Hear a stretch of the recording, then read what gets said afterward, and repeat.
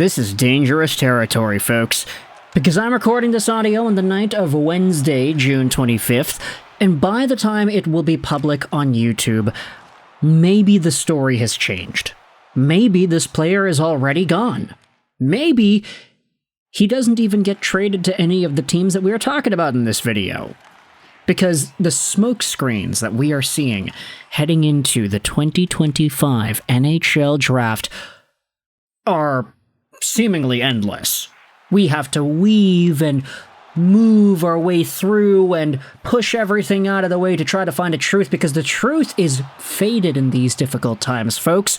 Today, we are talking about trade rumors around the National Hockey League that revolve around a very particular player in Calgary.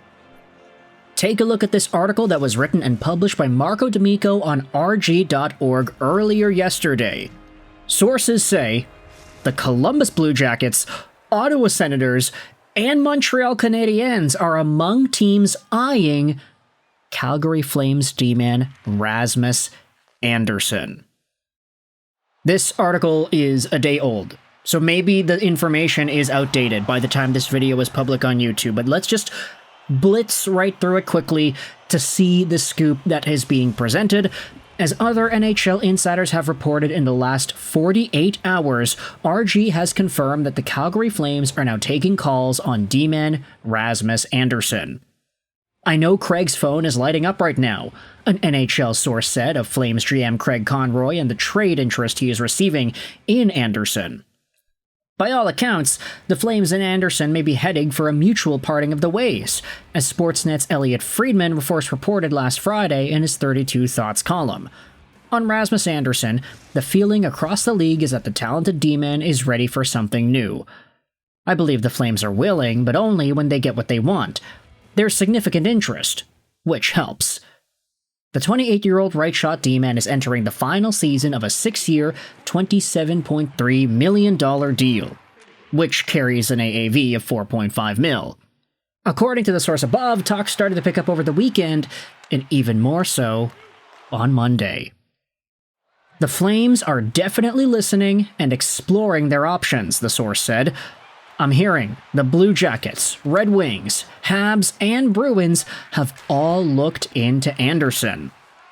Another NHL source told RG that the Ottawa Senators are also in there too, trying to get this guy.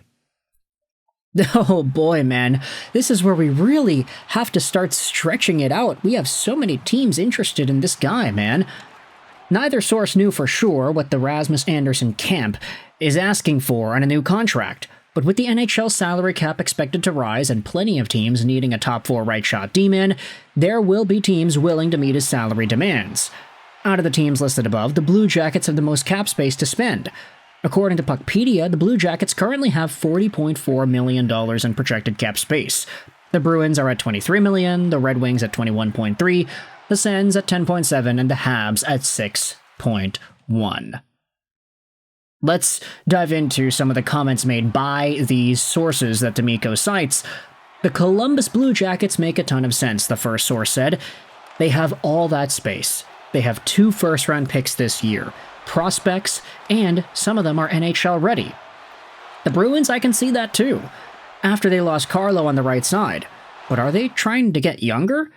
That would be a heck of a top 4 for them with a healthy Hampus Lindholm and Charlie McAvoy alongside of Andersson. As for the Montreal Canadiens, you know they have draft collateral and some blue-chip prospects, but they would need to move NHL roster players to take the cap hit. That is, unless they just decide to go to the LTIR with Carey Price again, but that is another song and dance that we have been hearing about for quite a while now.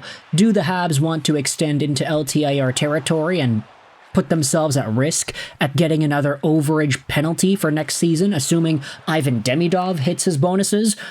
I think it's probably likely that a guy like Demidov can accomplish whatever bonuses are in his contract, from Rookie of the Year to getting a certain amount of points. But will the Habs be able to take that next year, dollar-wise? Who knows?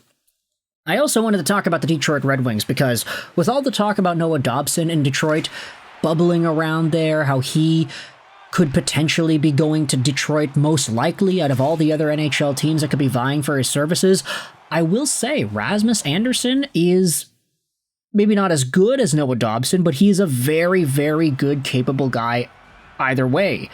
Rasmus Andersson is in that prime age range. He is 28 years old, and the fact that he went out this season and produced a very decent, not amazing, but decent 31 points in 81 games played, this was a guy who was hurt for most of the year.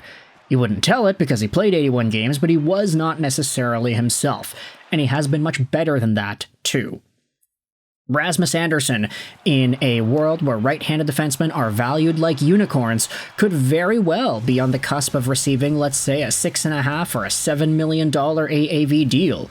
And honestly, if you take a look at the usage this season, there were some games throughout the course of the 24-25 campaign where he was at 25, 26 minutes a night. This guy was overplayed and overworked, and he still was able to muster through and find a full season's worth of play, despite not being at his best. You talk about Noah Dobson, you think of Rasmus Andersson as a secondary option. This is a totally appropriate, more than fine, quote-unquote, secondary option. And I think fans of the Red Wings or the Canadiens or the Blue Jackets, Ottawa Senators, whatever, they're all going to see tremendous value out of this guy once he gets moved, and if he gets moved to any of these teams over here. It's just a question as to whether or not it's actually possible. What assets will Calgary be looking for?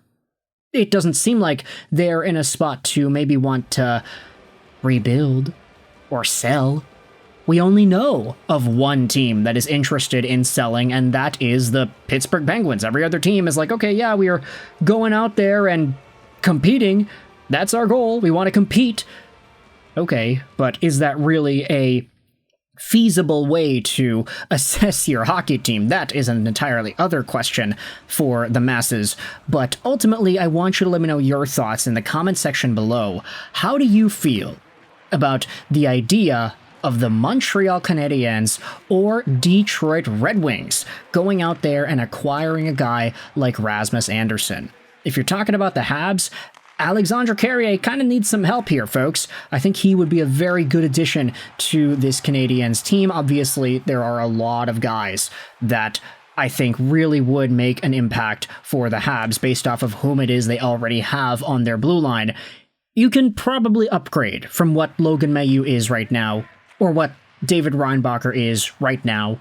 Maybe long-term, Reinbacher is probably going to become better, but for right now, because he had pretty much an entire missed season, there still needs to be some fine-tuning on that decor.